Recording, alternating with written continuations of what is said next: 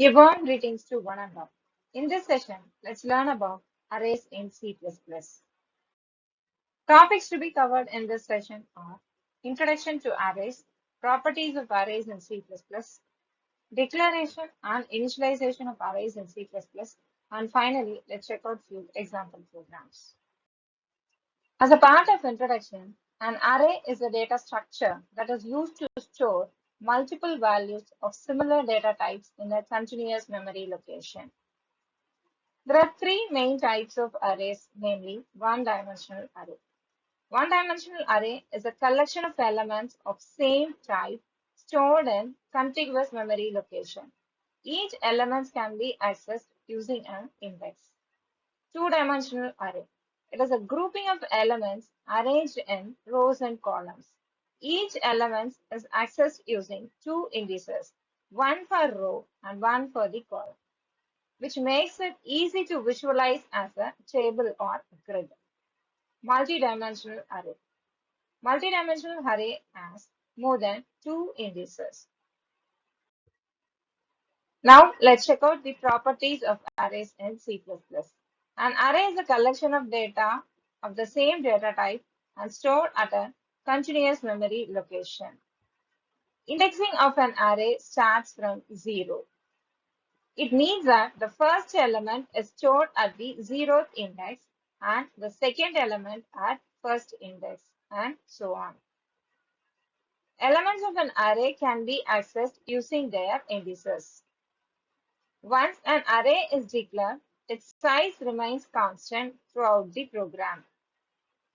An array can have multiple dimensions. The size of the array in bytes can be determined by the size of operator using which we can also find the number of elements in the arrays.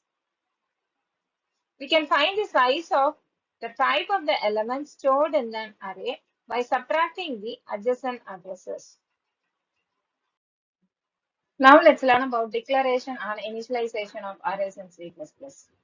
So declaration of array includes a data type followed by array name, and then within square bracket we have to mention the size of the array and ended with semicolon. For initialization of arrays that is similar to that of declaration of arrays as shown below, it includes data type followed by array name, and within the square bracket we have to mention the size of the array followed by assignment operator equal to, and the values are separated by comma operator within the curly parenthesis and ended with semicolon. Similarly, the initialization can be done without mentioning the size of the array within the square bracket. So now let's explain this pictorial representation. In this diagram, we have the array name as A and length of the array is n. Here, the index starts from 0 and ends with n minus 1. The elements are represented as A of 0, A of 1, A of 2, A of 3 up to A of n minus 1, where the first element is A of 0 and the last element is A of n minus 1.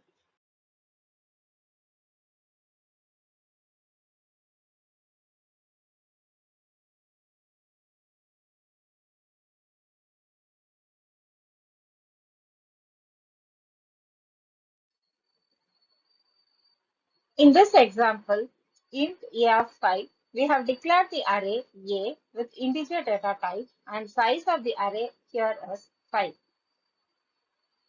Next, we have declared the array A of integer data type and the size of the array is 3.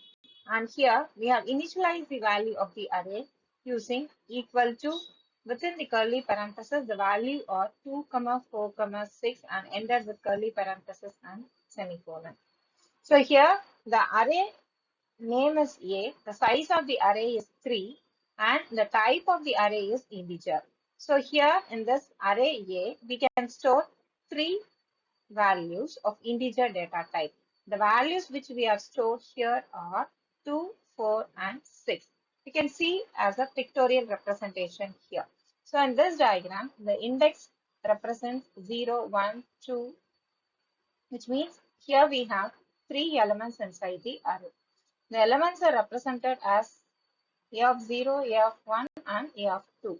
So A of 0 holds a value 2, and A of 1 holds a value 4, and A of 2 holds a value 6. So in this array, the first element is 2 and last element is 6. So hope you are clear in array initialization and declaration with this example. There is another way of initialization as we have seen earlier, that is int b of is equal to 1, 2, 3, 4, and 5, which means that we have declared the array variable b of integer data type. So here we didn't mention the size, but we have assigned the values. So here we have 5 values, namely 1, 2, 3, 4, and 5. So in both the way, we can initialize the array values. So hope you are clear in array declaration and initialization in C++. Now let's have an example program for single dimensional array in C++. In this program, we have declared the array A of integer data type with size 3, and then we have initialized the value 2 and 3. In order to display the values of the arrays, we have used for loops here. So inside the for loop, we have declared the variable I of integer data type and initialized to 0.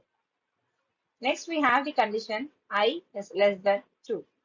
Then we have incremented the I variable. Now let's check the value of the variable I is equal to 0 and the condition is 0 is less than 2. So it is true. Now we have to execute the loop statement. So the loop statement is cout statement. Here we have to display the string element at, and then we have to display the index value I, that is currently 0, and then we have to display the array value A of 0, that is 2, to the user as shown in the output. See here, element at index 0 is 2. As we have declared earlier, it is being displayed to the user as shown in the output.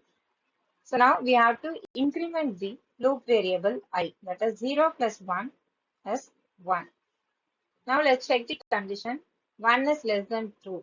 Yes, the condition is true. So we have to execute the loop statement, that is cout statement.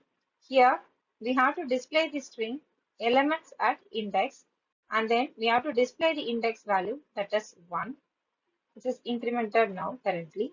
Then we have to display the array values A of 1, that is 3 to the user as shown in the output. You can see here element at index 1 is 3.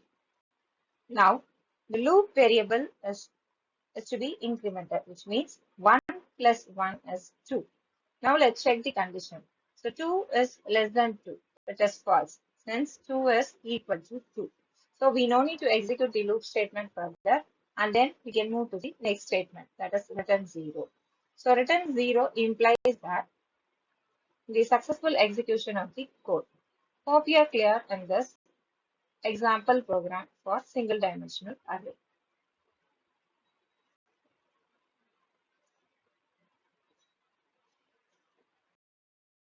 Thank you all.